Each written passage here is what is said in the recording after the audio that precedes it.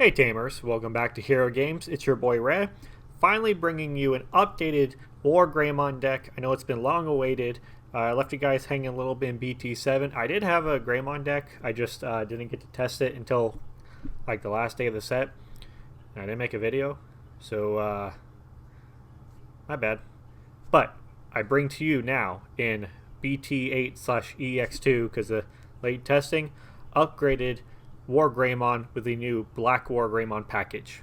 I'm going to try something a little different today, since I've made 4 or 5 Greymon builds now, and they all kind of use most of the same cards. I'm kind of just going to quick fire through the regular standard ones, and then we'll talk about the new cards more in depth. But this way, if you're a regular viewer on my channel, you know what these cards do. I don't need to keep saying what they do over and over again. I feel like that makes kind of boring content. If you're newer to the channel, feel free to check out some of the older videos for more in-depths on older cards. But I will talk about the effects, just not as in much depth.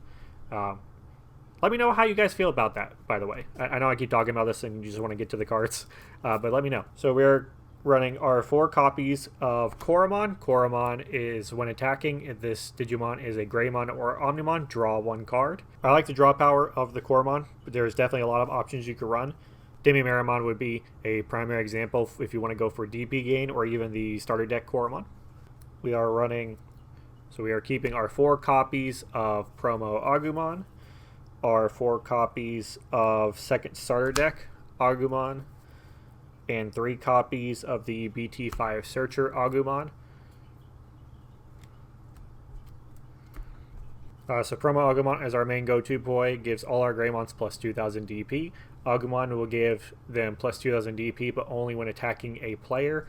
And this Agumon allows us to on-play reveal top 3 cards and search for a Greymon and a Omnimon, taking 1 of each and adding them to our hand. New cards. We are running 3 copies of the new Agumon Searcher. This is a black Agumon that can evolve on top of a red egg. On play, reveal top 4 cards. Add 1 card with Greymon in its name and 1 card with Dragonkin in its traits to your hand.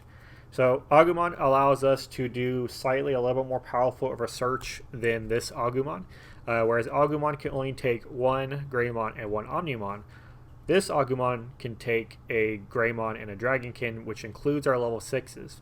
So which one I prefer to play kind of depends on my hand. If I'm still searching for my level 7s, I'll go with the traditional Searcher Agumon if I have the option. If I have Omnimon in hand, I'll switch over to preferring the black Agumon, because I can grab any Greymon, and then if I pull a Greymon and a level 6, their traits are Dragonkin. Therefore, I can pull 4 and a 5. Sorry, not a 4 and 5. I can draw a 4 and a 6, or a 5 and a 6, or even 2 6s, depending on what I pull. So the hand size can really vary in what I'm preferring to play, but they're both really excellent at grabbing cards that I need. Of course, we are running 3 copies of the starter deck Security Plus 1 Greymon.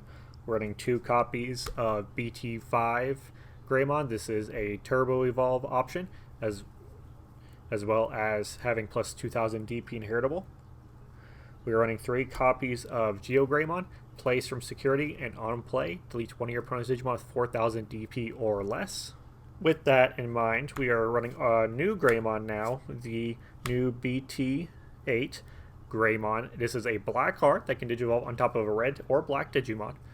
Opponent's turn, while you have a red Digimon in play, this Digimon gains blocker, allowing our Omnimons and our MetalGreymons and our WarGreymons to have a blocker attribute to them, which can really be good for stalling out other aggressive decks.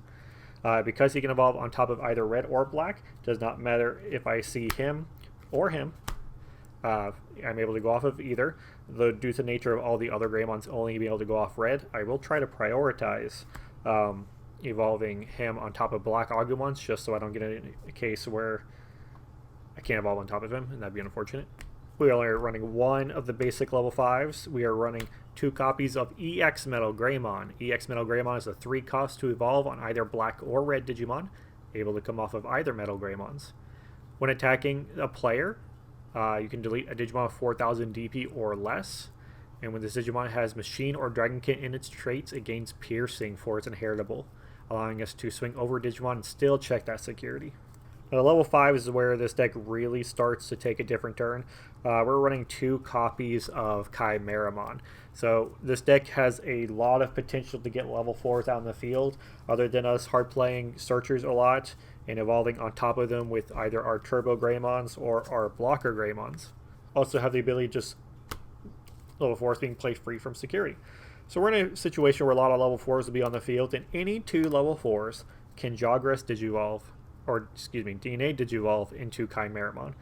For those that might be newer to the mechanic, DNA Digivolve, you take 2 Digimon of a color and level requirement listed here. For Kimeramon, it is a rainbow, so it can be any color, and you can also just evolve for 4. So this allows them to be on top of any Digimon in any manner, whether we're Digivolving normally or Jogress Digivolving. When we do Digivolve, we can take a level 5 or lower inheritable, such as that MetalGreymon from earlier, and place it underneath. So we can grab plus 2000 DP, we could grab Blocker, we could grab Piercing, we could grab some other stuff we're going to talk about here in a minute.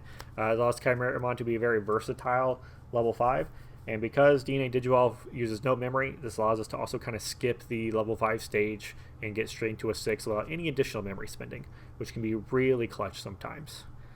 His other effects that aren't as important to this deck build, this Digimon color is whatever color's underneath it. So if we get black and red Digimon, he'll be both black, red, and white Digimon counted all as one. This allows him to go into any of our level 6s. And then his other effect for each color in his stack, when he does Digivolve, it's minus 1000 DP to all your opponent's Digimon. Our maximum effect with this is 3000 DP. And then his final effect, which we don't get, if there's 4 colors in his stack, then he gets plus 4000 DP, making him a 12k singer, which is really big, but we don't run any possible combination in this build to hit that stack. So that's irrelevant. Going into the main new big boy, we got the new BT8 MetalGreymon. This is probably my favorite card of this set. It is so good, so strong. When Digivolving on either a red or black Digimon for a cost of 4, kind of expensive, I know. But when you Digivolve, de-Digivolve one of your opponent's Digimon and then delete one of your opponent's Digimon with 3000 DP or less. So we're able to not only kill off small bodies, but just the fact that he can de-Digivolve any target just by Digivolving, we're able to target our opponent's boss monsters if they're going a little faster than us and slow them down, bring them back down. It's a great counterplay when they're going up into a 6 in turn. We can move up, evolve into MetalGreymon, bump them right back down if we need to stall them out. Its inheritable is where the deck really starts to get interesting. As long as this Digimon has Dragonkin or Machine in its traits, it can also attack your opponent's unsuspended Digimon. And this is where we start getting into the new combos. Let's move on to our 6s and I'll show you. We are of course still running BT1 WarGreymon, the best WarGreymon, hands down. Still to this day, this WarGreymon is still the reigning champ. When Digivolving, this Digimon gains Security Attack +1, and this Digimon does not activate security skills of option cards it checks. This is so important to this deck because all you're doing is just checking mass security, and all it takes is just one nasty option card to just end your day, end your strat. You cannot come back. WarGreymon solves that issue. Once you get that WarGreymon swing going, you're going for game. Your opponent can't stop you. Hopefully. What do we do till we get to that part, though? Playing 3 copies of the new BlackWarGreymon. BlackWarGreymon finally gets his time to shine. So BlackWarGreymon is a black and a red Digimon, able to Digivolve on top of red or black Digimon for the cost of 4. When Digivolving, if this has a red Digimon in its traits, you can target your opponent's Digimon. If it has a black Digimon in its traits, target your opponent's tamers. You can delete any combination of this whose total play costs add up to 6. We're able to finally pop tamers, say goodbye to those hybrid decks. It's very easy, of course, to hit both color requirements with a lot of our dual color cards available to us. You can delete Digimon, you can delete tamers. Hybrid tamers are traditionally 3 costs. You're able to pop 2 tamers typically. In one game I had, I popped 3 analog boys, which my opponent wasn't too happy about. Love you, Craig.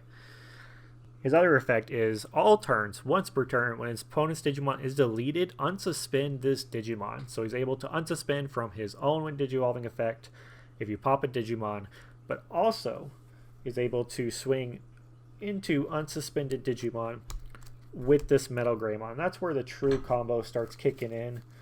If we have this Blocker Greymon here, Now we are ready to start controlling board state. So BlackWarGreymon, swing into unsuspended Digimon. His own effect will cause him to unsuspend. Now, if your opponent is got the free clear board, you can go ahead and swing into security if you're feeling lucky enough on it. You want to start making some progress on the security. Or if you see there's a Digimon back and raising, or there's still another Digimon on the field, leave him unsuspended. Now we got a blocker boy. And then your opponent's turn. They move him and swing because his effect is all turns. BlackWarGreymon goes to block. He deletes the Digimon. He unsuspends, allowing him to block twice. He's almost kind of like a big boy Mechanorimon. So BlackWarGreymon can attack twice. He can block twice. This is a really strong board controlling card, where it makes up a little bit in his lack of security plus natural aggression. He's able to control the board, deleting Digimon while we wait for WarGreymon to destroy the security. My preferred go-to stack is to hopefully have these two separated. I like to move the BlackWarGreymon up first, digivolving him on the blocker Greymon and then the unsuspending MetalGreymon. This way, BlackWarGreymon can start controlling the board. I can swing into any of my opponent's Digimon, so they're not able to play anything. They'll have to play almost entirely from raising, which can really slow them down. This also allows me to get some extra cheeky security checks while waiting for this WarGreymon to come up. Hopefully having the security +1 Greymon, I like to have the piercing on him, so if my opponent is running blockers, nothing's going to stop him from checking into that security. And then he will get a security attack +1 on his when digivolving effect. If we have a full stack, we'll get another security +1 from the tamer that we'll talk about here in a brief second. My expected full combo with this, WarGreymon's checking 4 security minimum, hopefully. So BlackWarGreymon, of course, can get an extra cheeky check. We'll be running our level 7s to finish that off with Omnimon Blitz. So if I do have the 2 level 6s on board, doesn't matter if one of them get deleted at the very end there, we're able to play Omnimon. Omnimon's effect, when digivolving, this Digimon gains Blitz and it unsuspends, allowing either of the Greymons after their final checks to unsuspend and swing into opponent's security as the turn passes. Doing so, if they have no security, causes game win. Also, all turns, if a card effect would delete this Digimon or remove it to your hand or deck, I can remove the level 6 to keep it on the field, giving him really good deletion protection as well. If I need to keep him on turn and still not win next turn maybe, makes it really hard for my opponent to remove him. For our tamers, we're running 3 copies of Tai. If our Digimon have 4 inheritables underneath, they will gain security attack +1, which goes really good with the WarGreymon. And then we're playing 3 copies of Nokia. Nokia can be suspended to reduce the evolution cost of a Greymon by 1. And then on play, I can play Agumon from my hand, allowing me to play either of the Searcher Agumons, preferably, so I can get in some really good searches. For our option cards, we're running 2 copies of Crimson Blaze. This is our meta counter. So Crimson Blaze, reduce the memory cost of this card by 1 for each Digimon your opponent has in play. Delete all opponent's Digimon with 6,000 DP or less, and your opponent can't play Digimon by card effects until the end of your next turn. So a lot of boards at this meta are kind of small bodies. You got Armor Rush, you got Mastamon playing a lot of 6,000 DP Digimon, you have MetalGreymon playing a lot of 6,000 DP Digimon. Crimson Blaze allows us to just rush right over that and then stops them from really doing their stuff. Most Jagras decks usually involve playing Digimon by card effects, both with the Mastamon and the MetalGreymon combos. Since those are so prevalent, I like to run these. They will stop them from being able to play Digimon by card effect, really slowing them down at least for a turn. Especially if checked in security by a MetalGreymon, then they're definitely not going to be able to finish that Imperial combo to the full extent, and hopefully we'll be able to delete it next turn. There's also a really good Myotismon counter. If they have the Tamer suspended to play a free Myotismon, we can hard play Crimson Blaze to stop them from being able to play the Myotismon. So this deck does have a pretty basic strategy, as most WarGreymon decks do. They're usually not too versatile.